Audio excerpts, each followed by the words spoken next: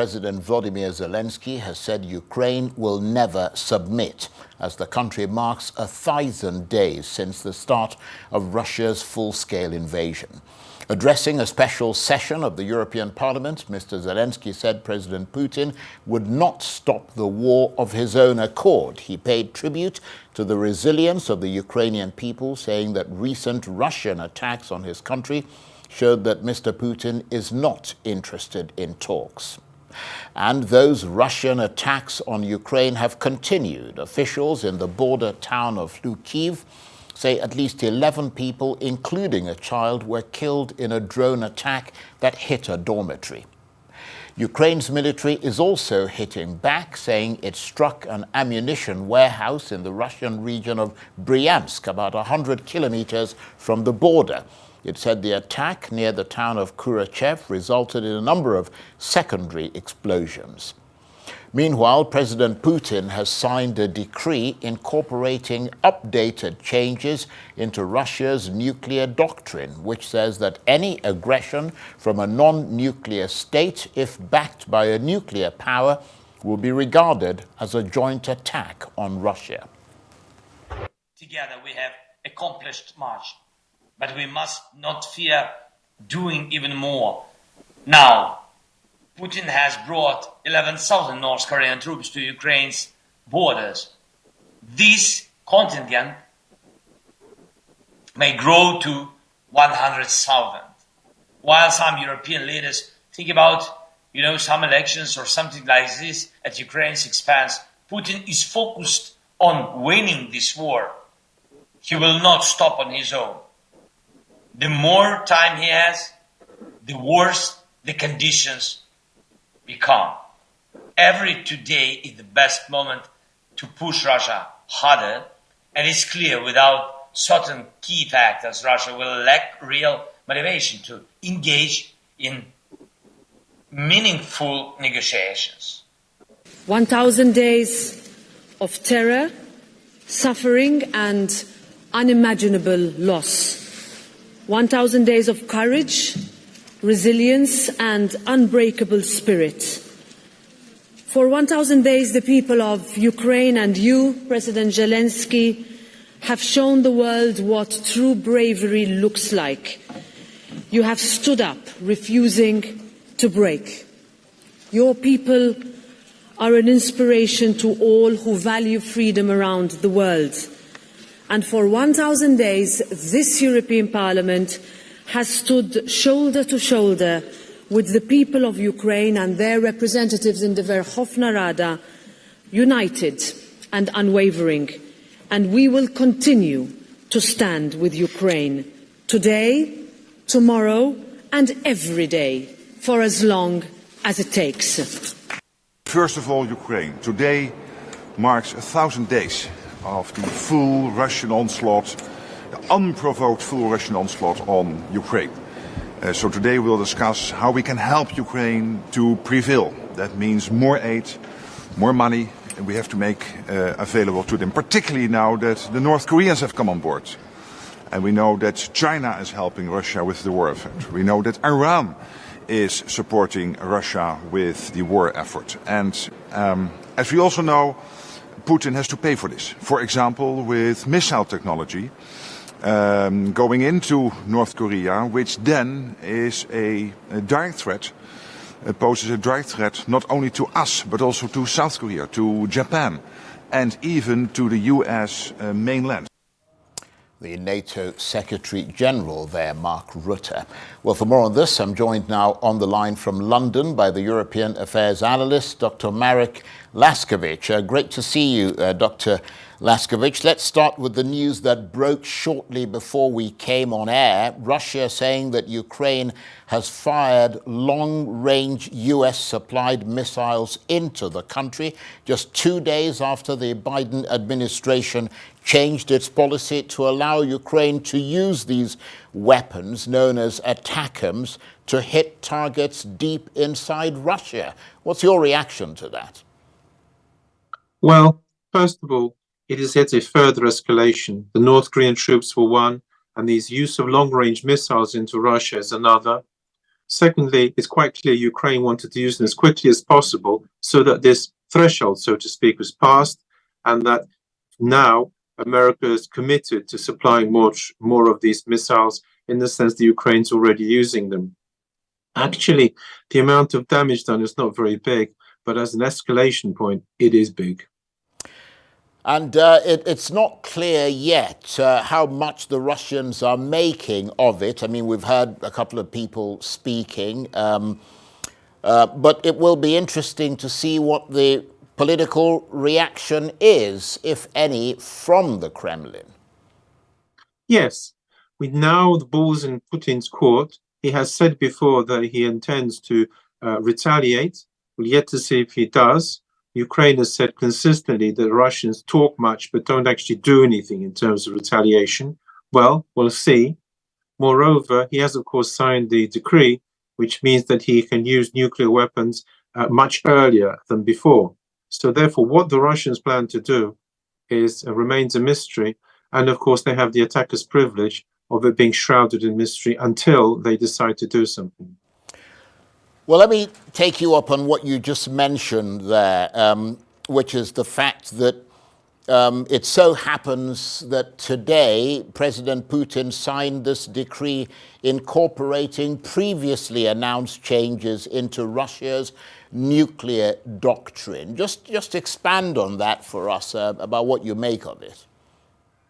The key point is that up till now, the use of nuclear weapons has seemed abhorrent to both sides and to be used only as a last resort. Well, that's a European or perhaps the rest of the world's view, but both America and Russia do tend to see nuclear weapons differently. The Americans, as they put it, you get a bigger bang for your buck with a nuclear weapon. And from Stalin onwards, nuclear weapons have been simply seen as a bigger type of bomb. Both of these countries are therefore prepared to use them. But even so, there was a huge threshold to be crossed. Now this threshold has been lessened because what has happened is Putin has said that even attack by a missile, such as happened today, is in theory, it's possible for him to retaliate with a nuclear option. Quite where and how he would do this is unclear, but he has made it clear that such missiles will mean that he's at war with NATO and therefore would, in theory, attack any country. An obvious target being, of course, Poland, where he's already stated that 30 to 40 nukes should finish off the country. So therefore, in this respect, it is as important an escalation in its way as the use of ATACMS today by Ukraine. And of course, it's 1,000 days today since Russia launched its full-scale invasion of Ukraine. President Zelenskyy has been addressing the European Parliament, saying that Mr. Putin will not stop on his own and that he needs to be forced towards a just peace. What do you make of that? Well, first and foremost, the reason why he won't stop is because he's winning. And he's winning in part because of Zelenskyy's blunder, and that's what it was, of making the Kursk incursion. Number two, what is this just peace he keeps going on about? It's really that peace on his terms, which unsurprisingly Russia rejects, just as he rejects the Russian terms. And number three, he will only be stopped by force. Well, whose force? Ukraine is using force, admittedly in a defensive way, but the point is that there is no one who's going to force him in that respect. So the speech, in a sense, was a bit of hot air. It was a pity he didn't put forward some constructive and meaningful peace proposals. But of course, he is just as determined to win as Putin. And it's basically a clash of two inflexible people. And obviously, President Zelenskyy is concerned at the moment, is he not, about US support? And of course, Europe would play an even more critical role in supporting Ukraine if the support from the US falls away. So did it sound like he was trying to galvanize European public opinion with this address?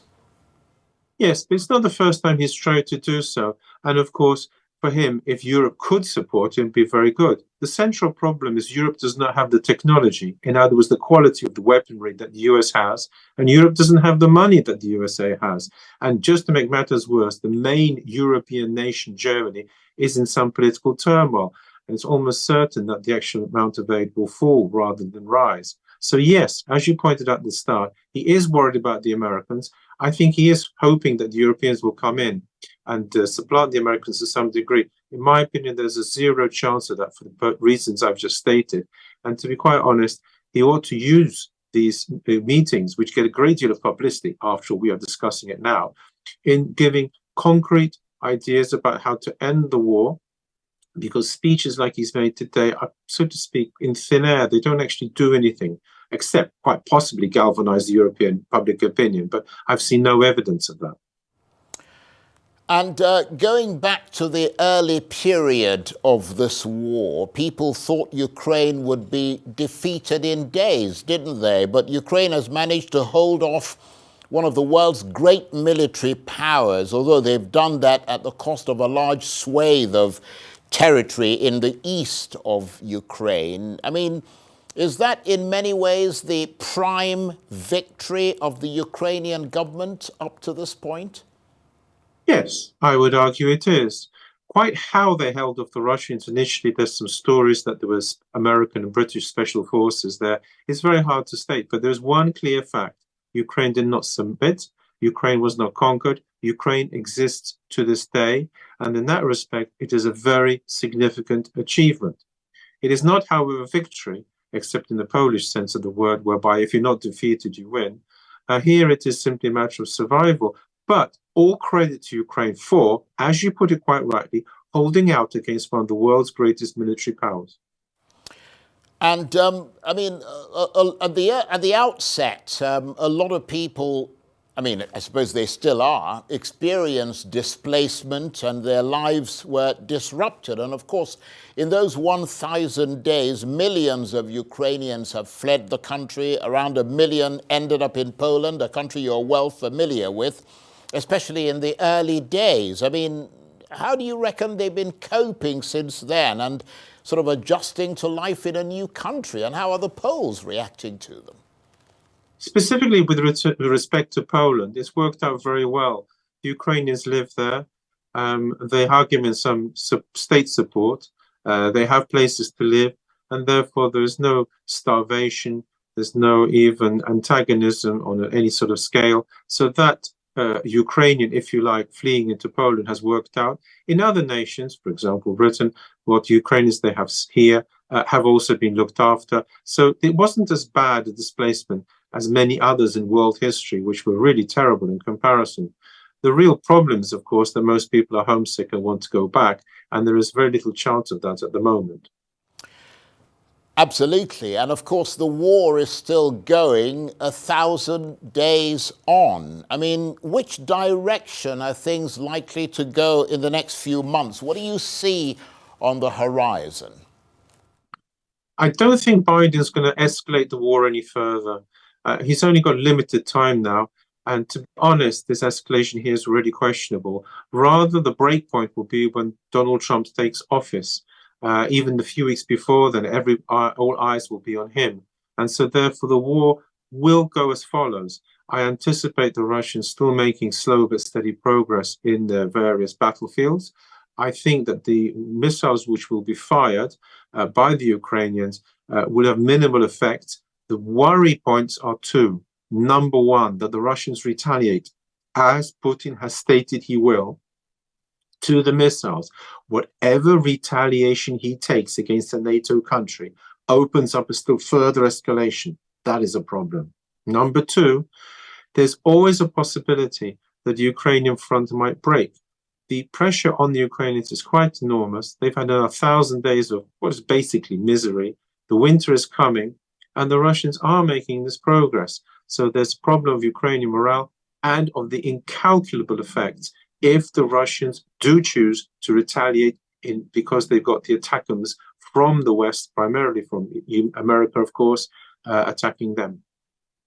And just very briefly, Dr. Laskiewicz, we're almost out of time. I mean, you know, compared to where you yourself were 1,000 days ago when it all started and where you are today, are you feeling more optimistic or less optimistic that this war will end anytime soon? Alas, no. I'm neither optimistic nor pessimistic in the sense that it is by no means clear we have to have World War III. So in that sense, I'm optimistic. On the other hand, I'm pessimistic in the sense that there is no obvious way this war will finish. And even if it were to finish, it will probably finish with its Russian success to some degree. So therefore, they will be able to try once again in other places like the Baltic states. As I say, the worry with any war, is that as it carries on, is that sooner or later some sort of escalation happens, which causes a still further bigger problem. It's this which worries me above all. From that point of view, I am pessimistic, since that is precisely what's been happening over the last 1,000 days. Little escalations here, a geographical extension there, a quality extension here, more troops from other areas here. So therefore, on the whole, on balance, I don't think it's much different to what I foresaw, but it is by no means a happy situation, far from it. Dr. Laskiewicz, we appreciate deeply your talking to us. Dr. Marek Laskiewicz is the European Affairs analyst. He was talking to me on the line there from London.